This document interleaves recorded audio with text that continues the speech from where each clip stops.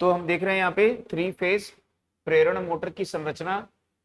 तो ये बाहरी आवरण स्टेटर का फ्रेम है और स्टेटर का फ्रेम हम लाते हैं ढलवा लोहा का, कास्ट आयरन का, ठीक है। और ये जो है स्टेटर की कोर है, तो इसको बोलोगे स्टेटर कोर। तो स्टेटर की कोर हम किसको बनाते हैं? सिलिकॉन स्टील की लैमिनेटेड कोर होती है ये, ठीक। अब इसके अंदर में यहाँ पे हम बनाते हैं ऐसा स्लॉट्स। तो इसके अंदर में जो हम ये स्लॉट्स बनाते हैं वो कुछ इस प्रकार की आकृति में होते हैं। तो इन स्लॉट्स को बोला जाता है यहाँ पे सेमी क्लोज्ड स्लॉट्स। तो याद रखिएगा, हम एसी मोटर में किस प्रकार के स्लॉट्स का उपयोग करते हैं? Semi closed. सेमी क्लोज्ड का क्या मतलब होता है? अर्ध बंद प्रकार के ये स्लॉट्स यहाँ पे होते हैं। तो ये चारों तरफ इस प्रकार से यहाँ पे ये खांचे बने होंगे, स्लॉट्स बने होंगे।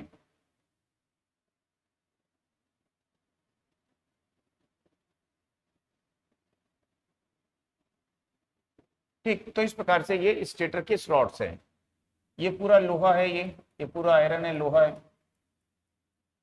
तो इस प्रकार से ये आपको दिखेगा, ये पूरा लोहे का बना हुआ है, आयरन का बना हुआ है। तो कौन से लोहे का, कौन से आयरन का बना हुआ है? तो सिलिकॉन स्टील का ये लैमिनेटेड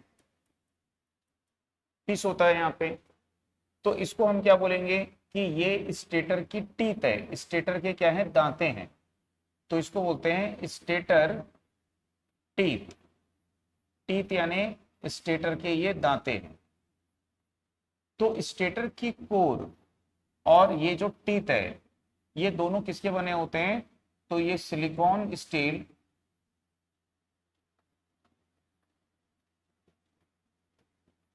की लैमिनेशन के बने होते हैं। तो सिलिकॉन स्टील के लैमिनेशन का इसको हम यहाँ पे बनाते हैं, ठीक। अब इसमें यहाँ पर हम क्या करते हैं? 3 फेज वाइंडिंग करते हैं। तो जहां वाइंडिंग हम कर रहे हैं वो गहरा भाग है। तो ये जो गहरा भाग है ये क्या कहलाता है? यहाँ पे इसका खांचा कहलाता है, स्लॉट्स कहलाता है। तो इसको क्या बोलोगे कि ये स्टेटर के क्या हैं? स्लॉट्स हैं। तो ये स्टेटर स्लॉट्स हैं, स्टेटर के खांचे हैं, स्लॉट्स यानी खांचे हैं। तो स्टेटर के जो स्लॉट्स हैं, खांचे हैं, ये कैसे होते हैं? तो इनको बोलते हैं semi closed, semi closed slots, यानी कि अर्ध बंद खांचे।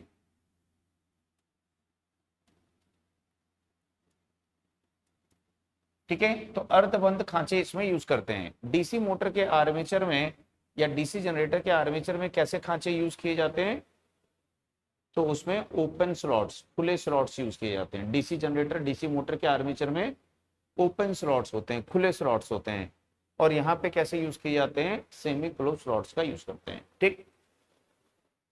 अब इनमें हम क्या करते हैं? यहाँ पे वाइंडिंग करते हैं और वाइंडिंग से हमारे यहाँ पे क्या होंगे? ऐसा 3 वायर बाहर आ जाएंगे।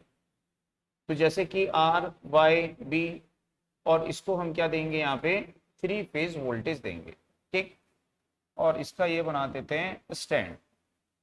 तो इस प्रकार से ये हमारी क्या बन गई है? प्रेरण मोटर। अब इसके बीच में यदि हम देखें कि ये जो भाग आपको दिख रहा है, ये गैप जो दिख रहा है, ठीक, इसको बोलोगे वायु अंतराल। वायु अंतराल का मतलब होता है एयर गैप। तो इसको बोलते हैं यहाँ पे एयर गैप। अब बीच का जो भाग है ये रोटर है, ये शाफ्ट है उसका, ये रोटर है। तो पूरा बीच का भाग क्या कहलाएगा? ये रोटर। रोटर किसको बोलते हो? जो घूमता है, घूमने वाले भाग को रोटर बोलते हो। तो ये घूमने वाला भाग है। और स्टेटर किसको बोलते हैं? जो स्थिर रहता है ना। अब यहाँ पे इसके रोटर में क्या करते हैं हम? यहाँ पे वाइंडिंग करते हैं। तो ये रोटर की वाइंडिंग है ये। तो रोटर अलग से देखेंगे हम। तो ये रोटर की यहाँ पे वाइंडिंग है ये।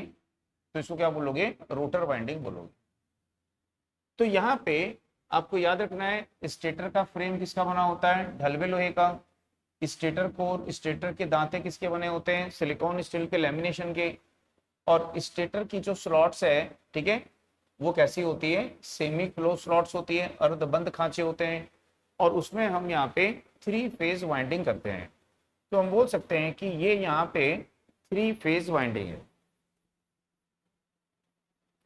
तो यहाँ पे इसमें जो हमने 3 फेज वाइंडिंग की है, ये हम निश्चित पोल की संख्या के लिए करते हैं, ठीक है। तो स्टेटर वाइंडिंग के पोल की संख्या, स्टेटर वाइंडिंग के पोल, पोल यानी क्या होता है, चुंबकीय ध्रुव, है ना। चुंबकीय ध्रुव को क्या बोलते हो, पोल बोलते हो। तो यहाँ पे जो हम वाइंडिंग किए हैं, इस वाइंडिंग के कारण यहाँ पे क्या होता है, चुंबकीय ध्रुव उत्पन्न होते हैं, एन ध्रुव, एस ध्रुव, तो उसको क्या बोलते हैं, हम पोल बोलते हैं, ठीक है। तो यहाँ पे जो पोल उत्पन्न होते हैं, चुंबकीय ध्रुव उत्पन्न होते हैं, इनकी संख्या कितनी होगी, तो वो हम वाइंडिंग करते समय निर्धारित करते हैं कि हमको कितने पोल की मोटर बनानी है। तो स्टेटर के पोल की जो संख्या होती है वो क्या करती है, सिंक्रोनस गति का निर्धारण करती है। तो ये सिंक्रोनस गति का सूत्र है, ठीक है। तो ये जो सूत्र है, ये तुल्यकाली गति यानी कि सिंक्रोनस स्पीड, इस सिंक्रोनस स्पीड का ये सूत्र है, ठीक। अब सिंक्रोनस स्पीड किसे कहते हैं, तो जब इसको हम यहाँ पे 3 फेज वोल्टेज देते हैं, तो ये जो स्टेटर की वाइंडिंग है, ये क्या करती है, यहाँ पे वायु अंतराल जो है, एयर गैप जो है, इसमें सिंक्रोनस गति में घूमता हुआ चुंबकीय क्षेत्र उत्पन्न करती है यहाँ पे। तो ये जो फ्लक्स उत्पन्न हो रहा है स्टेटर की वाइंडिंग के द्वारा, वो यहाँ पे क्या कर रहा है, सिंक्रोनस गति में घूम रहा है। तो इस फ्लक्स के घूमने की जो भी गति है उसको क्या बोलते हैं, सिंक्रोनस गति, तुल्यकालिक गति बोलते हैं। आई बात समझ में। तो स्टेटर की वाइंडिंग के द्वारा उत्पन्न जो फ्लक्स है, वो वायु अंतराल में जिस भी गति में घूमेगा, उस गति को हम क्या बोलेंगे, सिंक्रोनस गति, तुल्यकालिक गति। और वो तुल्यकालिक गति का निर्धारण हम कैसे करेंगे, तो इस सूत्र के माध्यम से करेंगे कि यदि हमारे सप्लाई फ्रीक्वेंसी कितनी है, ये 50 हर्ट्ज, एफ का मतलब क्या है, सप्लाई फ्रीक्वेंसी। तो सप्लाई फ्रीक्वेंसी कितनी है आपकी, 50 हर्ट्ज है। और यदि हमने 2 पोल का यूज किया है, किसी भी मोटर में न्यूनतम कितने पोल हो सकते हैं, 2। 2 से कम पोल में तो मोटर बनती नहीं है ना। एक पोल कभी भी हम स्वतंत्र अवस्था में प्राप्त कर ही नहीं सकते हैं। तो यदि मिनिमम 2 पोल हैं, तो 2 से इसको भाग दोगे तो कितनी स्पीड आ जाएगी यहाँ पे, 3000 आरपीएम, यानी कि 3000 चक्कर प्रति मिनट। आरपीएम का मतलब क्या होता है, तो आरपीएम का मतलब होता है रिवॉल्यूशन पर मिनट। रिवॉल्यूशन पर मिनट का मतलब होता है चक्कर प्रति मिनट, ठीक है। तो इतने चक्कर प्रति मिनट ये लगाएगा। अगली बात समझ में। तो यहाँ पे ये इसकी अधिकतम स्पीड होगी 60 हर्ट्ज फ्रीक्वेंसी और 2 पोल के लिए। अब यदि हम पोल की संख्या को बढ़ाएंगे, तो पोल की संख्या बढ़ाओगे तो गति क्या हो जाएगी, उसकी कम हो जाएगी। तो जितने अधिक पोल की मोटर होती है उसकी गति उतनी घट जाती है, जितने कम पोल की मोटर होती है उतनी गति उसकी बढ़ जाती है। सप्लाई फ्रीक्वेंसी को बढ़ाएंगे तो भी गति क्या होगी, उसकी बढ़ जाएगी। तो यदि बोलेगा 60 हर्ट्ज की मोटर है तो उसकी अधिकतम गति कितनी हो सकती है, तुल्यकालिक, तो 60 रख दोगे तो 3600 आरपीएम हो जाएगा। 50 हर्ट्ज मोटर की अधिकतम तुल्यकालिक गति क्या हो सकती है, 3000 आरपीएम हो सकती है। अगली बात समझ में। तो जब इसको हम क्या करते हैं, यहाँ पे सप्लाई दिए, सिंक्रोनस स्पीड में घूमता हुआ चुंबकीय क्षेत्र उत्पन्न हुआ। अब वो चुंबकीय क्षेत्र इस रोटर के कंडक्टर को काटेगा। तो इस रोटर के कंडक्टर को काटेगा तो इस रोटर में क्या होगा, ईएमएफ उत्पन्न होगी। तो ये जो ईएमएफ उत्पन्न हो रही है वो किसके कारण से हो रही है, म्यूचुअल इंडक्शन के कारण, अन्योन प्रेरण के कारण, दूसरे की फ्लक्स के कारण, यानी अन्योन प्रेरण के कारण। अन्योन प्रेरण किसको बोलते हैं, दूसरे की फ्लक्स के कारण ईएमएफ जो उत्पन्न होती है कि नहीं। तो स्टेटर की फ्लक्स के कारण रोटर में ईएमएफ उत्पन्न हो रही है, तो क्या बोलेंगे, अन्योन प्रेरित ईएमएफ है ये। तो यहाँ पे जो ईएमएफ उत्पन्न होगी उसके कारण रोटर में करंट प्रवाहित होगी और रोटर में टॉर्क उत्पन्न होगा, ठीक। अब यहाँ पे जो वायु अंतराल होता है, इस वायु अंतराल का जो मान है वो हमको कम से कम रखना चाहिए, जितना कम से कम हो सकता है उतना रखना चाहिए। तो वायु अंतराल का मान हम यहाँ पे कितना रखते हैं, तो 0.3 mm, 1 mm से भी कम है ये, है ना, 0.3 mm से 1.5 mm, इतना वायु अंतराल होता है। छोटी मोटर है तो 0.3 mm, बड़ी मोटर है तो 1.5 mm तक हो सकता है। सिर्फ इतना होना चाहिए जिससे रोटर स्वतंत्रता पूर्वक घूम सके, स्टेटर से टकराए ना, क्योंकि यदि वायु अंतराल बढ़ाएंगे तो प्रतिष्ठम्भ जो है, रिलक्टेंस जो है वो बढ़ जाएगा। ठीक है, आगे पढ़ेंगे बाद में कि उसका क्या प्रभाव होता है। ठीक है, तो ये समझ में आया। तो इस प्रकार से ये इसकी क्या है, यहाँ पे संरचना होती है। ठीक, तो सबको समझ में आया। कहाँ चले गया, प्रीवियस में आएगा, किसी में भी नहीं आ रहा है, ये आ गया। मैं तो घबरा ही गया था, मैं बोला कहाँ चले गया वो, फिर से मेहनत करनी पड़ेगी। ठीक है, समझ में आया ये। अब यदि ये मोटर जो है, इस मोटर का यदि हम प्रैक्टिकल डायग्राम देखें, ठीक है, तो उस दिन हमने देखा था यहाँ पे ये, तो यदि हम देखें यहाँ पे induction motor, induction motor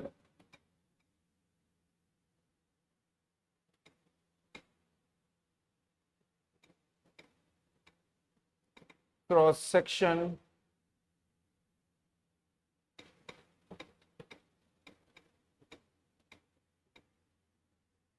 image,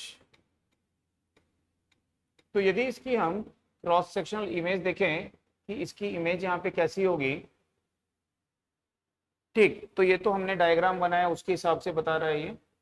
ठीक, ये देखिए यहाँ पे जो हमारी मोटर होती है, इस मोटर में ये वाला देखिए, ये वाला। ठीक, तो ये जो डायग्राम आपको दिख रहा है, तो थोड़ा और बड़ा कर देते हैं, नहीं हो रहा है, चलो ठीक है। तो ये जो डायग्राम आपको दिख रहा है, ये किसको बता रहा है, उसके क्रॉस सेक्शन को बता रहा है। तो ये जो है, ये क्या है, यहाँ पे रोटर है। अब रोटर इसमें दो प्रकार के होते हैं, एक होता है स्क्विरल केज रोटर और एक होता है स्लिप रिंग या फेज वाउंड रोटर बोलते हैं, आगे पढ़ेंगे। तो ये स्क्विरल केज रोटर है। तो इस रोटर में ये हमको दिख रहे हैं, इसके दांते हैं, ये टीथ हैं ये, और ये जो बाहर में ये आपको रिंग नुमा आकृति दिख रही है, ठीक है, इसको बोलते हैं एंड रिंग।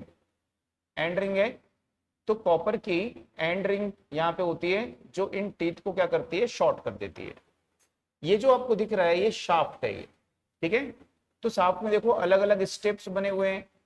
एक खांचा लगा है बियरिंग फंसाने के लिए, दूसरा खांचा बना हुआ है यहाँ पे जो इसके ऊपर फ्रेम होता है, इस फ्रेम को लगाने के लिए, ठीक है। अलग अलग खांचे बने होते हैं। यहाँ पे ये खांचा दिख रहा है, ये जो है शाफ्ट की है। ये शाफ्ट की का यूज कब करते हैं, जब कपलिंग वगैरह इसके ऊपर लगाएंगे, लोड जोड़ेंगे, तो उस समय शाफ्ट की का यूज यहाँ पे करते हैं। ठीक, ये इसका टर्मिनल बॉक्स होता है, और ये जो आपको दिख रही है, ये स्टेटर की वाइंडिंग है ना, ये स्टेटर की वाइंडिंग है, इसको बांधा गया है, ये इसका टर्मिनल बॉक्स है। तो ये मोटर का टर्मिनल बॉक्स हो गया, ये स्टेटर की वाइंडिंग हो गई, ठीक है। और ये बियरिंग बता रहा है कि ड्राइविंग एंड, ड्राइविंग एंड यानी जहां पर लोड को लगा के घुमाया जाता है उसको ड्राइविंग एंड बोलते हैं, और जहां पर लोड नहीं लगा होता है उसको नॉन ड्राइविंग एंड बोलते हैं, ठीक है। ये शाफ्ट की हो गई, ये शाफ्ट हो गया आपका। ये एंड शील्ड, एंड शील्ड का मतलब क्या होता है, बाहरी कवर। तो जो बाहरी नहीं बोलेंगे, आखिरी कवर, अंतिम कवर। मोटर को पूरा पैक करके रोटर के बाहर में फिर क्या लगाते हैं, कवर लगाते हैं, तो उसको क्या बोलते हैं, एंड शील्ड बोलते हैं, ठीक है। ये आई बोल्ट है, आई बोल्ट का यूज क्यों करते हैं, मोटर बहुत बड़ी होती है, भारी होती है, जो उनमें यूज किया जाता है कि इसमें ऐसा हुक को फंसा के हम क्या कर सकते हैं, उसको उठा सकते हैं, ठीक है। यहाँ पे इसके पीछे में जो शाफ्ट होता है, इसमें ये दिख रहा है प्लास्टिक के फैन होते हैं, या बड़ी मोटर होती है तो एल्यूमिनियम के फैन होते हैं। जब ये पूरा शाफ्ट घूमता है तो इस शाफ्ट के साथ में ये फैन भी घूमते हैं। पीछे जालीनुमा आकृति दिख रही है आपको, तो जालीनुमा आकृति जो दिखा रही है वो फैन का हाउसिंग है वो, ठीक है। तो जब फैन घूमता है तो क्या करता है, हवा को खींचता है बाहर से, और हवा को खींचकर ऐसे फोर्स करता है। तो हवा को खींचकर जब इधर बहाएगा वो, तो ये जो इसका बाहरी फ्रेम दिख रहा है, जो हमने लिखा था कास्ट आयरन ढलवे लोहे का बनाते हैं, तो ये इसका फ्रेम है जो हम किसका बनाते हैं, कास्ट आयरन या ढलवे लोहे का बनाते हैं। देखो इसमें कटे कटे भाग दिख रहे हैं उभरे हुए, तो ये क्यों बनाए जाते हैं, कूलिंग के लिए, ठंडा करने के लिए, मोटर को ठंडक प्रदान करनी है। तो ये इधर से हवा खींचेगा फैन और इधर ऐसे पास करेगा, तो पास करेगा तो इन सब से होते हुए हवा क्या होगी, टकरा के बाहर निकलेगी, तो क्या करेगी, हमारे मोटर को वो ठंडा करेगी, ठीक है। तो इसको क्या बोलते हैं, फैन कूल्ड, इसको बोलते हैं टोटली एनक्लोज। ये मोटर कैसी है, टोटली एनक्लोज यानी पूर्ण रूप से बंद है, और फैन के द्वारा इसकी कूलिंग की जा रही है, तो इसको बोलते हैं totally enclose fan cooled motor, ठीक है। टोटली एनक्लोज्ड फैन कूल्ड या एयर कूल्ड मोटर उसको वहां पे बोलेंगे, ठीक है। तो इस प्रकार से यहाँ पे इसको यूज किए, ये नॉन ड्राइविंग एंड हो गया, ये फैन की हो गई, फैन को भी लगाने के लिए की लगाना पड़ता है। रोटर बताया स्क्विरल केज है, ये माउंटिंग होल्स हैं, और ये बेस मोटर फीट है। माउंटिंग होल्स का मतलब होता है कि मोटर को हम कैसे लगाएंगे, तो फिटर सुने होंगे, फिटर ट्रेड होता है, फिटर ट्रेड सुने हो ना, तो फिटर वालों का काम होता है इसको फिट करना, इसको अलाइनमेंट करना। मिस अलाइनमेंट होने से मोटर वाइब्रेट करने लगेगी ऐसे, ठीक है, और उसका जो बियरिंग वगैरह है वो डैमेज हो जाएगा, मोटर डैमेज हो जाएगी। तो इसलिए प्रॉपर अलाइनमेंट करना पड़ता है। तो मोटर को के लिए पूरा फ्रेम बनाया जाता है, स्ट्रक्चर बनाया जाता है। स्ट्रक्चर बनाने के बाद में उसमें फ्रेम लगा करके मोटर को अलाइन किया जाता है, अलाइनमेंट करते हैं लोड के साथ में, ठीक है। तो अलाइनमेंट करने के बाद में फिर इसको हम यूज करते हैं। तो जहाँ पे बेल्ट ड्राइव होती है, जैसे आटा चक्की में देखो बेल्ट लगी होती है, तो वहाँ पे बहुत ज्यादा अलाइनमेंट की जरूरत नहीं होती है। जहाँ डायरेक्ट कपलिंग होती है वहाँ पे बहुत ज्यादा अलाइनमेंट की आवश्यकता होती है। आइए समझ में। तो इस प्रकार से ये मोटर का जो कंस्ट्रक्शन है, उसकी जो संरचना है, इस प्रकार से यहाँ पे होती है। आई बात समझ में। तो यहाँ पे हम देख रहे थे अपना इलेक्ट्रिकल पॉइंट ऑफ व्यू से कि हमको क्या समझना है, क्या याद रखना है। वो तो आपकी संरचना थी वहां पे, है ना, प्रैक्टिकली कैसी होती है मोटर, देखने में कैसी होती है। तो इसमें आपको नोट करिए, इसमें आप लिखिए, सबसे पहले लिखिए स्टेटर का फ्रेम, स्टेटर का फ्रेम ढलवे लोहे कास्ट आयरन का बनाते हैं। स्टेटर का फ्रेम ढलवे लोहे कास्ट आयरन का बनाते हैं। नेक्स्ट, स्टेटर की कोर, स्टेटर की कोर तथा स्टेटर टीथ, स्टेटर दांते, स्टेटर की कोर तथा स्टेटर टीथ, स्टेटर दांते सिलिकॉन स्टील के लैमिनेशन के बनाए जाते हैं, सिलिकॉन स्टील के लैमिनेशन के बनाए जाते हैं।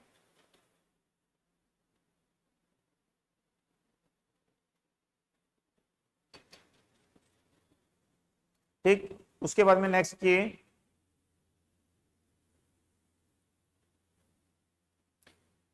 स्टेटर में सेमी क्लोज्ड स्लॉट्स, अर्धबंद खांचे, स्टेटर में सेमी क्लोज स्लॉट्स, अर्धबंद खांचे का यूज करते हैं। सेमी क्लोज स्लॉट्स, अर्धबंद खांचे का यूज करते हैं, ठीक है। तो स्टेटर में कैसे स्लॉट्स, कैसे खांचे यूज करेंगे, सेमी क्लोज स्लॉट्स, अर्धबंद खांचे का यूज करेंगे। इसमें निश्चित पोल की संख्या के लिए, इसमें निश्चित पोल की संख्या के लिए 3 फेज वाइंडिंग करते हैं।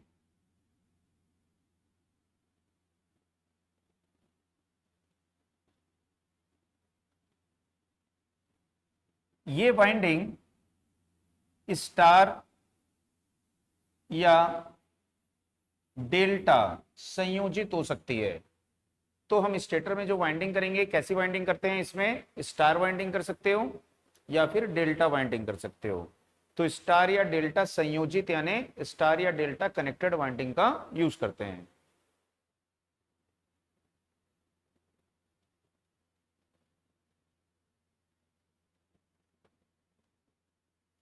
ठीक, उसके बाद में नेक्स्ट लिखिए, स्टेटर पोल की संख्या, स्टेटर पोल की संख्या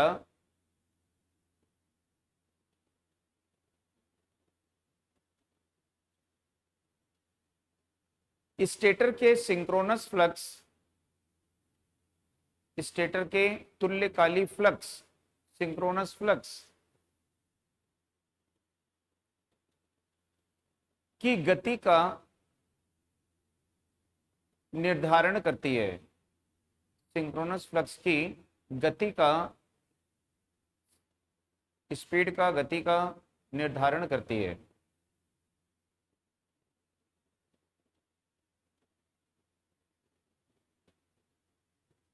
ठीक है, तो ये लिखिए उसके नीचे, सिंक्रोनस गति का निर्धारण करती है यानी तुल्यकाली गति का सूत्र है ये आपको याद रखना है, बहुत जगह काम आएगा, इस पे बेस पे क्वेश्चन भी आएंगे, हम कई बार इस सूत्र को पढ़ेंगे, है ना, आगे चल के। तो तुल्यकाली गति का ही सूत्र है, इसको याद रखिए। तो यहाँ पे F क्या है, सप्लाई फ्रीक्वेंसी, और P क्या है, यहाँ पे पोल है, चुंबकीय ध्रुव है। तो P जो है वो पोल है, चुंबकीय ध्रुव है, और F का मतलब होता है सप्लाई फ्रीक्वेंसी, सप्लाई आवृत्ति।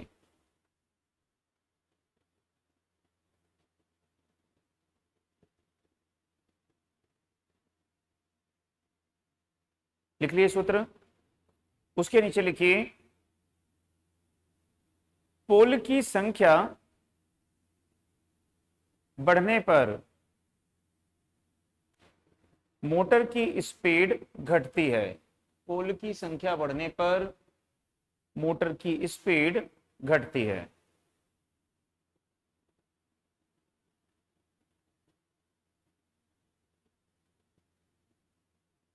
अतः मोटर की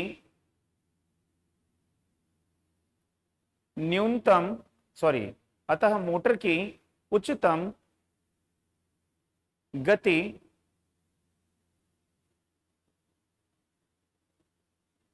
दो पोल पर प्राप्त होती है। उच्चतम गति दो पोल पर प्राप्त होती है, जो कि 50 हर्ट्ज आवृत्ति के लिए 3000 आरपीएम होती है। जो कि 50 हर्ट्ज आवृत्ति के लिए, 50 हर्ट्ज फ्रीक्वेंसी के लिए 3000 आरपीएम होती है। स्टेटर की फ्लक्स अन्योन प्रेरण के द्वारा, स्टेटर की फ्लक्स अन्योन प्रेरण के द्वारा रोटर वाइंडिंग में, स्टेटर की फ्लक्स अन्योन प्रेरण यानी म्यूचुअल इंडक्शन के द्वारा रोटर वाइंडिंग में ईएमएफ उत्पन्न करती है।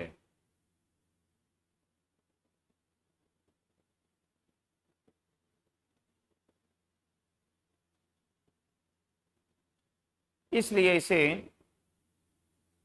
प्रेरण मोटर कहते हैं, इसलिए इसे प्रेरण मोटर, इंडक्शन मोटर कहते हैं। अब उसके बाद में नेक्स्ट पैराग्राफ चेंज करके लिखिए,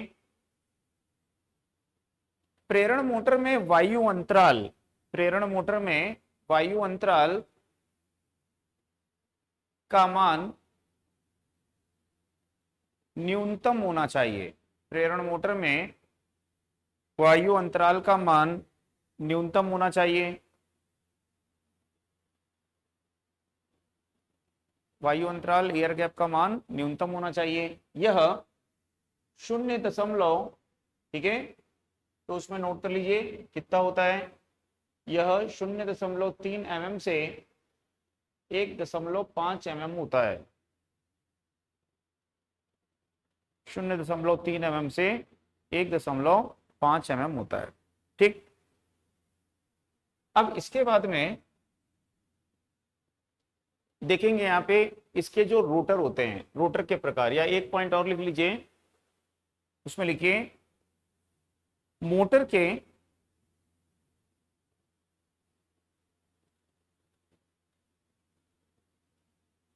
क्या लिखे हो, रोटर के ना, कि मोटर के लिखे हो, रोटर के करो, रोटर के शाफ्ट पर, रोटर के शाफ्ट पर, ठीक है, प्लास्टिक, प्लास्टिक यानी पीवीसी या एल्यूमिनियम का फैन, का फैन लगा होता है, का फैन लगा होता है, का फैन लगा होता है, जो कूलिंग का काम करता है, शीतलन का, कूलिंग का कार्य करता है। तो कूलिंग के लिए, शीतलन के लिए क्या लगाते हैं, इसके शाफ्ट पर एक फैन लगाते हैं। ठीक, अब इसके बाद में देखते हैं यहाँ पे रोटर, बीच में जो भाग है वो क्या है, रोटर है। तो रोटर के प्रकार देखेंगे, तो उसमें हेडिंग डालिए रोटर के प्रकार। तो रोटर के प्रकार में इसमें जो रोटर होते हैं दो प्रकार के होते हैं, तो ये दो प्रकार के होते हैं। एक होता है स्क्विरल केज,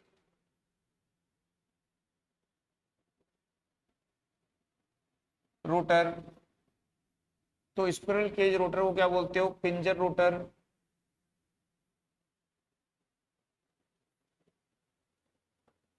और दूसरा होता है फेज वाउंड रोटर। तो फेज वाउंड रोटर या इसी को बोला जाता है स्लिप रिंग रोटर। ठीक, तो फेज वाउंड को बोलते हैं कला कुंडलित,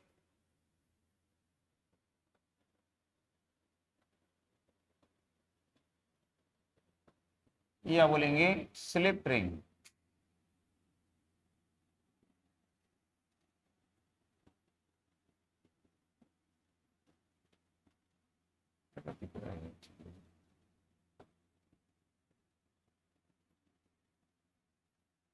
स्लिप रिंग रोटर। ठीक, तो ये दो प्रकार के रोटर यहाँ पे होते हैं, कला कुंडलित रोटर यानी फेज वाउंड रोटर। तो सबसे पहले यहाँ पे देखते हैं स्क्विरल केज रोटर। तो सबसे ज्यादा जो प्रेरण मोटर होती हैं वो किस प्रकार के रोटर यूज किए जाते हैं, उसमें स्क्विरल केज रोटर। ठीक है, तो लगभग 95% जो मोटर होंगी वो स्क्विरल केज टाइप होंगी, सिर्फ 5% ही आपको मिलेंगे जो फेज वाउंड होंगी। ठीक है, तो कहाँ किसका यूज करते हैं वो सब धीरे धीरे समझ में आएगा। तो सबसे पहले यहाँ पे देखते हैं स्क्विरल केज रोटर। ठीक है, समझ में आया? तो यहाँ पे देख लीजिए जो स्क्विरल केज रोटर है या पिंजर रोटर है, ठीक है, तो इस रोटर में हम क्या करते हैं यहाँ पे, तो सबसे पहले हम क्या लेंगे, आयरन की कोर लेंगे, लोहे की कोर लेंगे, और लोहे की कोर में क्या बनाओगे आप, खांचे बनाओगे। तो जैसे मान लो साइड व्यू आप देख रहे हो, ये बीच में शाफ्ट हो गया, ये कोर हो गई, तो इस कोर में हम क्या करते हैं, ऐसे खांचे बनाते हैं, ऐसा ऐसे खांचे बनाओगे, इसमें स्लॉट्स बनाओगे। तो इसमें इस प्रकार से हम क्या करते हैं, खांचे बनाते हैं, और खांचे बना के इसके अंदर में क्या करते हैं, हम यहाँ पे कंडक्टर को रखते हैं। ठीक, तो रोटर के अंदर में हम क्या रखेंगे, यहाँ पे ये कंडक्टर को रखेंगे ऐसे। बात समझ आ गई? तो उसी को यहाँ पे देखिए कि हमारा रोटर बेलनाकार होता है, सिलेंड्रिकल होता है, तो रोटर में हम क्या करेंगे, जो खांचे बनाएंगे वो तिरछे खांचे बनाएंगे। तो तिरछे खांचों को क्या बोला जाता है, स्क्यूस रॉड्स, तिरछे खांचे बनाते हैं। और उन तिरछे खांचों को बनाने के बाद में इसमें क्या करेंगे, हम ऐसे कंडक्टर रख देंगे। जैसे मान लो ये कंडक्टर है, तो इसको हम ऐसा रख देंगे यहाँ पे, ठीक है। और रख करके अब क्या करेंगे यहाँ पे, तो हम ऐसा एक रिंग लेंगे। ये ग्रीन कलर दिख रहा है, तो ये क्या है, रिंग है। रिंग तो सब समझते ही हो। तो ये जो रिंग है, इस रिंग को बोलते हैं एंड रिंग, अंतिम रिंग। ये किसकी बनाई जाती है, कॉपर की। तो कॉपर की एंड रिंग के द्वारा हम क्या करते हैं, इसको यहाँ पे शॉर्ट कर देते हैं। तो इसके जो रोटर वाइंडिंग होती है वो कैसी होती है, शॉर्ट सर्किटेड होती है। तो यहाँ पे हम देखेंगे कि ये एंड रिंग हो गया ग्रीन, और ये रोटर के क्या हो गए, कंडक्टर। तो रोटर के कंडक्टर जो हैं इस रिंग के द्वारा क्या होते हैं, शॉर्ट होते हैं। तो रोटर वाइंडिंग कैसी होती है, शॉर्ट सर्किटेड वाइंडिंग होती है। तो रोटर वाइंडिंग को शॉर्ट सर्किट होना अनिवार्य होता है, अन्यथा मोटर स्टार्ट नहीं होगी, ठीक। तो यहाँ पे यदि देखेंगे कि ये रोटर हमको कैसा दिखाई दे रहा है, पिंजरे के समान दिखाई दे रहा है कि इस तरह से आपके यहाँ पे क्या है, ऐसे कंडक्टर है, नीचे से भी आपने उसको रिंग लगा के बंद कर दिया है, ऊपर से भी रिंग लगा के बंद कर दिया है। तो कैसा दिख रहा है वो आपको, पिंजरे के समान, इसलिए इसको क्या बोलते हैं, हम पिंजर रोटर बोलते हैं, ठीक। अब आपको पूछेगा कि इसमें हम स्क्यूस रॉड्स का यूज क्यों करते हैं। तो स्क्यूस रॉड्स का उपयोग करने का मुख्य कारण होता है कि ये क्या करता है कि स्टेटर और रोटर के जो दांते होते हैं, टीथ होते हैं, जैसे हम यहाँ पे स्टेटर में खांचे बनाए हैं ना, स्टेटर के दांते हैं ये रोटर के दांते हैं। तो ये जो स्टेटर और रोटर के दांते होते हैं, इनके जो टीथ होते हैं, इनके मध्य यहाँ पे मैग्नेटिक लॉकिंग को कम करने के लिए, चुंबकीय लॉकिंग को कम करने के लिए हम किसका यूज करते हैं, स्क्यूस रॉड्स का यूज करते हैं, ठीक। इसके अलावा ये स्क्यूस रॉड्स क्या करता है, जब रोटर घूमता है तो मैग्नेटिक लॉकिंग के कारण वहां पे एक आवाज उत्पन्न होती है, उसको बोलते हैं मैग्नेटिक हमिंग साउंड या मैग्नेटिक हम बोलते हैं। तो वो जो मैग्नेटिक हमिंग साउंड है उसको क्या करता है, ये कम करता है, कौन, स्क्यूस रॉड्स। दूसरा, रोटर में जो वाइब्रेशन है, कंपन है, वो कम हो जाता है। इससे रोटर जो है स्मूथ चलता है, ठीक है, और चलते हुए ज्यादा शोर नहीं करेगा, ज्यादा वाइब्रेशन वो नहीं करेगा। तो वाइब्रेशन और शोर क्या होगा उसका, वहां पे कम हो जाएगा, मैग्नेटिक हमिंग साउंड उसका कम हो जाएगा। तो इसके लिए यहाँ पे स्क्यूस रॉड्स का उपयोग किया जाता है, ठीक। अब इसके बाद में यहाँ पे देखेंगे कि यहाँ पे जो रोटर है इसमें हम कैसे छड़ यूज करते हैं, कॉपर या एल्यूमिनियम के मोटे चालक या छड़ का यूज करते हैं, ठीक। अब जब इसको हम देखेंगे कि रोटर के चारों ओर क्या होता है, तो रोटर के चारों ओर क्या होता है, ये स्टेटर। तो स्टेटर को जब हम 3 फेज वोल्टेज देते हैं तो ये क्या उत्पन्न करता है, यहाँ पे फ्लक्स। और वो फ्लक्स किस गति में घूमती है, यहाँ पे सिंक्रोनस गति में। तो उसी को यहाँ पे देखिए कि जो फ्लक्स है ये स्टेटर की फ्लक्स है, सिंक्रोनस गति में घूम रही है। तो वो इस रोटर के कंडक्टर में क्या उत्पन्न करेगी, यहाँ पे ईएमएफ। इससे रोटर कंडक्टर में क्या प्रवाहित होगी, करंट। और ये जो करंट रोटर में प्रवाहित होगी, ये करंट 3 फेज करंट रहेगी, ठीक है, क्योंकि हमारी मोटर 3 फेज है। तो रोटर करंट भी 3 फेज होगी, और रोटर की करंट रोटर में स्वयं उतने ही पोल बना देगी जितने पोल स्टेटर के हैं। यदि स्टेटर में हमने 4 पोल यूज किए हैं तो रोटर में भी 4 पोल बन जाएंगे। यदि स्टेटर में आपने 8 पोल यूज किए हैं तो रोटर में भी स्वयं क्या बन जाएंगे, 8 पोल। तो रोटर के पोल की संख्या किसके बराबर रहेगी, स्टेटर के पोल की संख्या के बराबर रहती है। आई बात समझ में। तो इसमें नोट करिएगा, इसमें लिखिएगा, इस रोटर का यूज सबसे अधिक करते हैं, इस रोटर का यूज सबसे अधिक करते हैं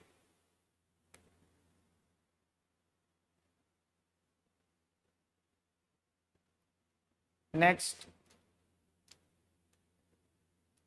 आयरन की कोर में, लोहे की कोर में, आयरन की कोर में खांचे बनाकर, स्लॉट्स बनाकर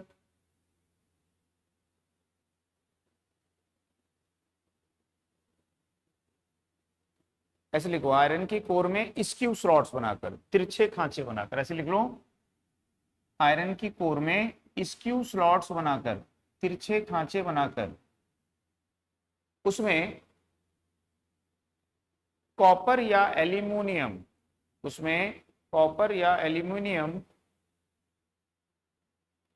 के मोटे कंडक्टर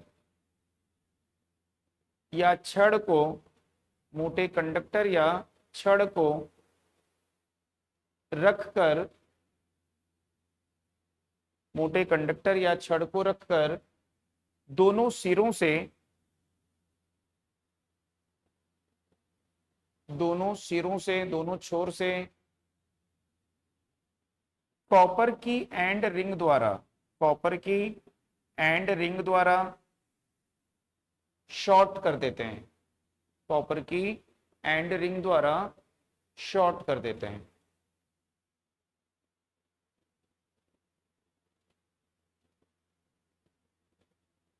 इस प्रकार इसका रोटर, इसकी रोटर वाइंडिंग, इस प्रकार इसकी rotor winding short circuited winding होती है। इस प्रकार इसकी रोटर वाइंडिंग शॉर्ट सर्किटेड यानी लघु परिपथ वाइंडिंग होती है।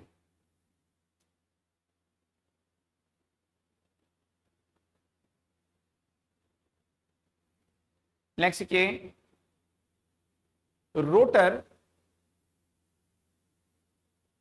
कंडक्टर, रोटर कंडक्टर तथा कोर के मध्य इंसुलेशन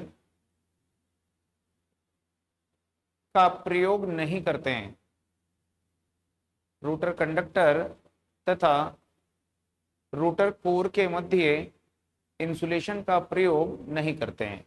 बात समझ में आ रही है कि जो यहाँ पे हम देख रहे हैं कि ये हमारी रोटर की कोर है, ऐसे ही है, और इसमें हमने कंडक्टर रखा है, तो इन दोनों के मध्य किसी प्रकार का कोई इंसुलेशन यूज नहीं करते हैं, ठीक है। तो यहाँ पे कोई इंसुलेशन का यूज किया नहीं जाता है। उसके बाद में नेक्स्ट किए स्क्यू स्लॉट्स, पैराग्राफ चेंज करके ना, स्क्यू स्लॉट्स यूज करने के निम्न लाभ होते हैं। स्क्यू स्लॉट्स यूज करने के निम्न लाभ होते हैं। तो स्क्यू स्लॉट्स यूज करने के निम्न लाभ होते हैं। पहला लिखिए, निम्न लाभ होते हैं, पहला लिखिए, यह स्टेटर और रोटर, यह स्टेटर और रोटर टीथ, टीथ यानी दांतों, स्टेटर और रोटर टीथ दांतों के मध्य चुंबकीय लॉकिंग, मैग्नेटिक लॉकिंग, चुंबकीय ताला, मैग्नेटिक लॉकिंग को घटाती है, कम करती है। सेकंड, मोटर में चुंबकीय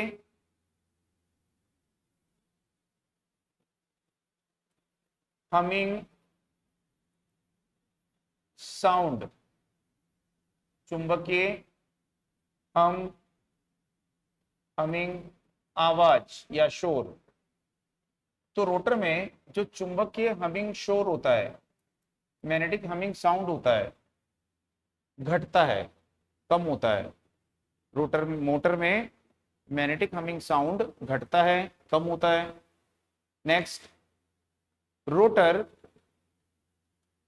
स्मूथ चलता है, रोटर स्मूथ चलता है, रोटर स्मूथ चलता है। उसमें वाइब्रेशन यानी कंपन, उसमें वाइब्रेशन यानी कंपन घट जाता है तो रोटर स्मूथ चलेगा, उसमें वाइब्रेशन यानी कंपन क्या होगा, घट जाएगा। ठीक, उसके बाद में एक पॉइंट और लिखिए, इसके रोटर पोल, इस कैसे लिखिए, इसके रोटर में स्वयं ही, इसके रोटर में स्वयं ही स्टेटर पोल के समतुल्य, इसके रोटर में स्वयं ही स्टेटर पोल के बराबर, स्टेटर पोल के समतुल्य पोल बन जाते हैं। तो इसके रोटर में स्वयं ही क्या होंगे, उतने पोल बन जाएंगे जितने की पोल किसके हैं, स्टेटर के। ठीक, तो इसका फोटो निकाल लो, इसका फोटो निकालना है, फोटो निकाल लो। तो अब इसके बाद में देखिए फेज वाउंड रोटर कैसा होता है, तो उसको यहां पे समझते हैं। तो हेडिंग डाल लीजिए उसमें, फेज वाउंड रोटर, यानी कि कला कुंडलित रोटर। तो फेज वाउंड रोटर या कला कुंडलित रोटर क्या होता है, तो उसके बारे में यहाँ पे देखेंगे। ओके, तो फेज वाउंड रोटर या कला कुंडलित रोटर जो होता है, इसमें यहाँ पे देखते हैं कि ये स्टेटर है, जो अभी हमने थोड़ी देर पहले देखा था।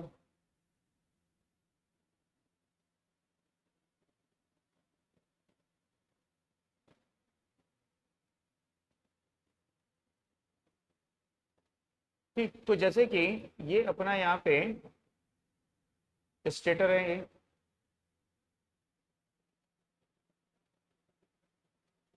और इसके बीच में यहाँ पे ये रोटर है। तो अब स्टेटर पूरा से नहीं समझेंगे, सिर्फ ध्यान में रखिए ये स्टेटर है ना, और बीच में क्या है इसके, ये रोटर है। तो जैसे कि हमने पहले देखा है कि ये हमारा हो गया रोटर, वाइट, ठीक है।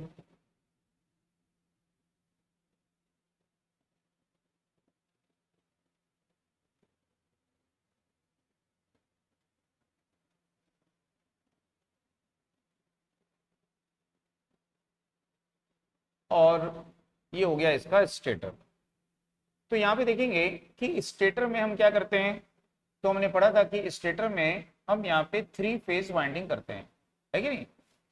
तो स्टेटर में हमने पढ़ा कि 3 फेज वाइंडिंग करते हैं, और ये जो वाइंडिंग होती है निश्चित पोल की संख्या के लिए, ये वाइंडिंग हम यहाँ पे करते हैं। और इस स्टेटर वाइंडिंग को हम 3 फेज सप्लाई देते हैं। तो पूरा नहीं बना रहे स्टेटर, सिर्फ सांकेतिक रूप से समझने के लिए कि ये हमारा क्या है यहाँ पे स्टेटर। ठीक है, तो ये 3 फेज स्टेटर वाइंडिंग हमने यहाँ पे की, और इसके बीच में ये है रोटर। तो हम क्या करते हैं यहाँ पे कि जो इसका रोटर होता है, इसके रोटर में भी हम क्या करेंगे, 3 फेज वाइंडिंग करेंगे। तो उसके लिए पहले हम यहाँ पे ले लेते हैं इसका शाफ्ट। तो समझने के लिए यहाँ पे इसका शाफ्ट लेना पड़ेगा हमको।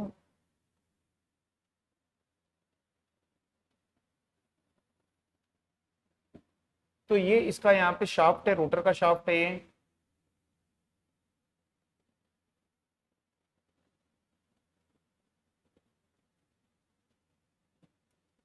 अब ये जो रोटर का शाफ्ट होता है, ठीक, इस शाफ्ट के ऊपर में हम क्या करते हैं, यहाँ पे स्लिप रिंग लगाते हैं। इस शाफ्ट के ऊपर में हम क्या लगाएंगे, यहाँ पे स्लिप रिंग। तो इसमें जो हम स्लिप रिंग यूज करते हैं, वो स्लिप रिंग कितनी होती है, यहाँ पे 3 स्लिप रिंग का यूज करेंगे। तो यहाँ पे इस प्रकार से देखेंगे कि इस तरह से यहाँ पे,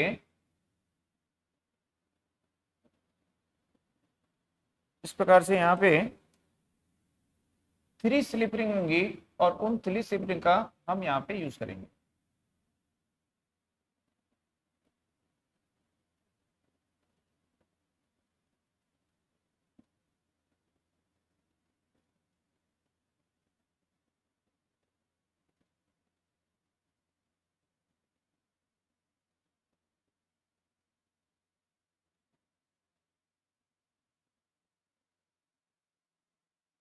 ठीक, तो यहाँ पे देखेंगे कि ये पूरी एक रिंग है, ये पूरी एक रिंग है इस प्रकार से ये।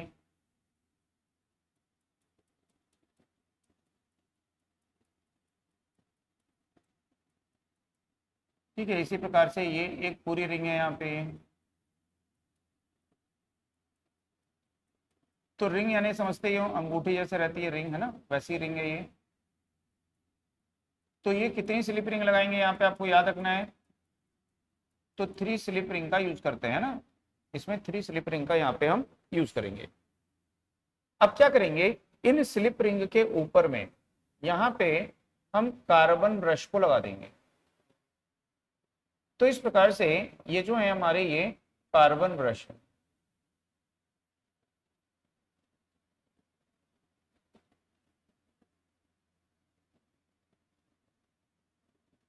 ठीक, तो इस प्रकार से ये हमारे कार्बन ब्रश है।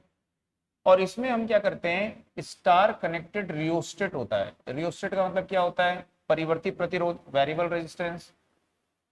तो ये परिवर्ती प्रतिरोध है, वेरिएबल रेजिस्टेंस है। तो इस परिवर्ती प्रतिरोध, वेरिएबल रेजिस्टेंस को इस प्रकार से हम यहाँ पे यूज करेंगे। तो तीनों जो प्रतिरोध हैं ये समान होते हैं, एक समान वैल्यू के होते हैं, एक समान होते हैं।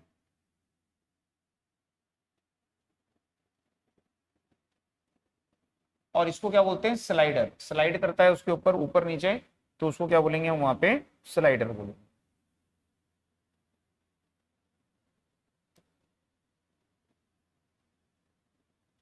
तो इस प्रकार से ये प्रतिरोध हमारे यहाँ पे रहेंगे। ठीक, ऊपर में इसको घुमाने के लिए इस प्रकार से एक व्यवस्था बना देते हैं, ऊपर नीचे करने के लिए, स्लाइड करने के लिए। ठीक, तो ये आपका हो गया 3 फेज स्टार कनेक्टेड, कनेक्टेड यानी स्टार संयोजित रियोस्टेट हो गया। ठीक, ये आपका कार्बन ब्रश हो गया। ये आपका यहाँ पे शाफ्ट हो गया। और ये आपकी स्लिप रिंग हो गई फॉस्फर ब्रॉन्ज की। तो फॉस्फर ब्रॉन्ज की स्लिप रिंग हो गई। ठीक, तो स्लिप रिंग किस पदार्थ की बनाई जाती है, फॉस्फर ब्रॉन्ज की, चालक पदार्थ है उसकी ये बनाई जाती है। अब यहाँ पे इसके रोटर में हम क्या करेंगे, 3 फेज वाइंडिंग करेंगे। और वो 3 फेज वाइंडिंग कैसी होगी, स्टार कनेक्टेड रहेगी हमेशा। तो रोटर में हमेशा स्टार कनेक्टेड 3 फेज वाइंडिंग ही करेंगे। ठीक, अब रोटर वाइंडिंग के जो ये तीनों सिरे होंगे, इन एक एक स्लिप रिंग से आंतरिक रूप से क्या होंगे, ये जुड़े हुए होंगे। इस स्लिप रिंग से जुड़ गया ये वाला सिरा जाके इस स्लिप रिंग से जुड़ गया, और ये वाला सिरा जाके इस स्लिप रिंग से जुड़ गया। तो ये जो साफ्ट होता है अंदर से थोड़ा सा क्या रहेगा, होलो रहेगा, खोखला रहेगा, जिसके साफ्ट के अंदर से क्या जाएगी, चालक तार जाएंगे, और स्लिप रिंग में क्या हो जाएंगे, वो जाके जुड़ जाएंगे। ठीक है, तो इस प्रकार की व्यवस्था जो है वो यहाँ पे बनाई जाती है। आई बात समझ में। तो अब इसमें आगे अभी तक हमने क्या देखी, संरचना इसकी देखी। अब इसका ऑपरेशन देखते हैं कि ये करता क्या है। तो इसको बोलेंगे हम 3 फेज स्टार संयोजित रोटर वाइंडिंग, रोटर वाइंडिंग। तो 3 फेज स्टार संयोजित रोटर वाइंडिंग ही हमेशा यूज करना है।